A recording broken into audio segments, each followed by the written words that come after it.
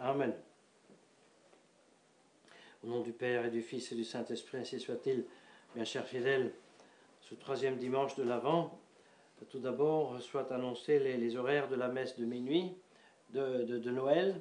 La messe de minuit, ce sera à 22h30 du 24, bien sûr, pour finir après la minuit du 25. La messe des pasteurs à 7h30 et la messe du jour à 10h30. Ensuite, je vous rappelle que nous avons la joie que les deux frères, Franz et Léopold Trauner, nos séminaristes, ont été donc ordonnés sous-diacres à Omaha. Ils ont reçu le sous-diaconat des mains de son Excellence Monseigneur Karl Mark Pivarunas. Et nous prions pour eux afin qu'ils peuvent continuer et persévérer dans leur formation sacerdotale. Eh bien, avec Saint Léon, aujourd'hui, nous avions lu son sermon, son très beau sermon sur le jeûne et l'abstinence des 4 temps de décembre. Il rappelle que, en tant que pasteur, il a le devoir de rappeler à ses fidèles que le 10e mois, le décembre, nous avons le devoir de remercier Dieu pour la récolte, parce que normalement, en ce mois de décembre, la récolte est terminée.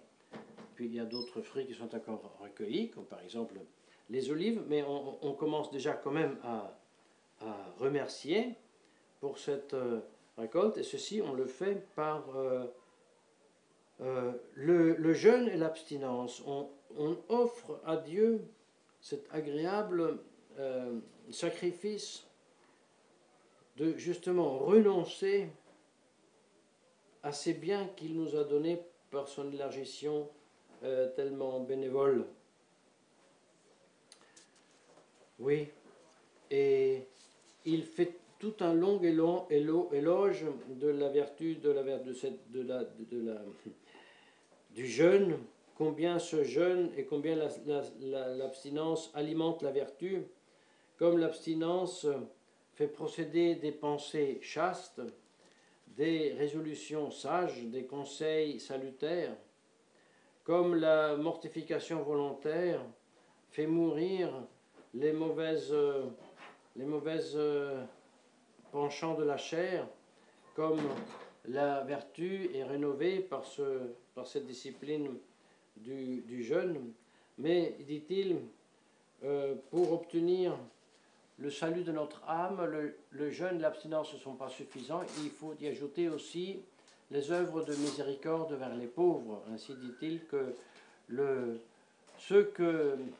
ce qui est soutrait à notre sensualité doit devenir pratiquement un aliment des pauvres, afin que donc le jeûne et l'abstinence soient absolument accompagnés aussi de la miséricorde vers les pauvres, vers les veuves, vers les orphelins, les opprimés, les pèlerins, ceux qui sont nus, qui doivent être vêtus, etc.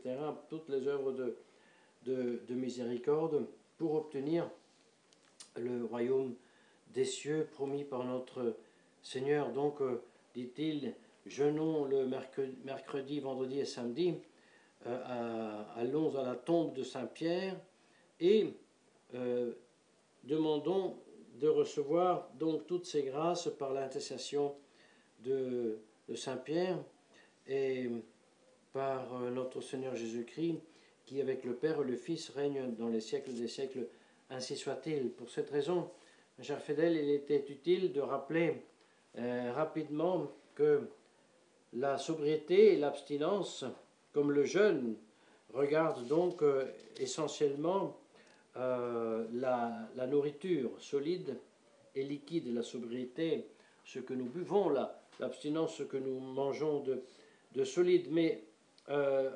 avec l'abstinence et la sobriété, en ajoutant la chasteté et la continence, nous sommes arrivés, avec l'humilité, la mansuétude et la modération, à la grande vertu qui est encore au-dessus de cette abstinence, de ce jeûne, qui est justement une partie, dit-on, une espèce subordonnée à la vertu cardinale de la tempérance, temperantia.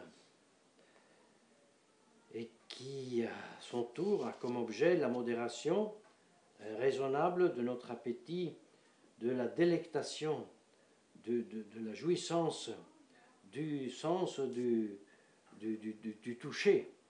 Pour ça, ça concerne ce qu'on mange, ce qu'on boit, et aussi ça concerne aussi les parties basses de la procréation, le plaisir de la procréation au sens strict. Puis au sens plus large, la tempérance regarde aussi la raisonnable gestion aussi des plaisirs cherchés même spirituels. Selon que l'on dit chercher le Dieu des consolations et non pas les consolations de Dieu. Mais dans notre cas, plus précisément, il s'agit spécifiquement de la tempérance des plaisirs matériels, des plaisirs charnels, qu'il s'agit de freiner, modérer par la raison, mais non pas sans la grâce pour être vraiment une vertu. Et c'est pour cela que, en pratiquant ces vertus qui sont sous la tempérance, encore une fois, l'abstinence, la sobriété, la chasteté, nous combattons les vices opposés de la goula, l'ébriété et la luxure, n'est-ce pas?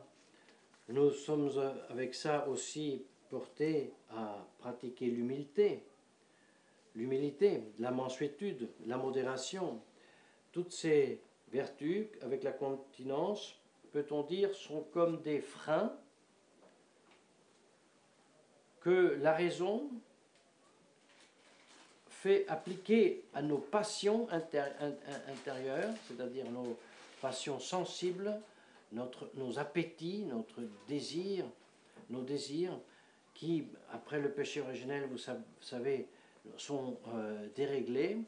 Et ces freins doivent justement régler, modérer ces désirs intérieurs de notre âme. Ainsi, la continence freine, n'est-ce pas, la poussée de nos passions.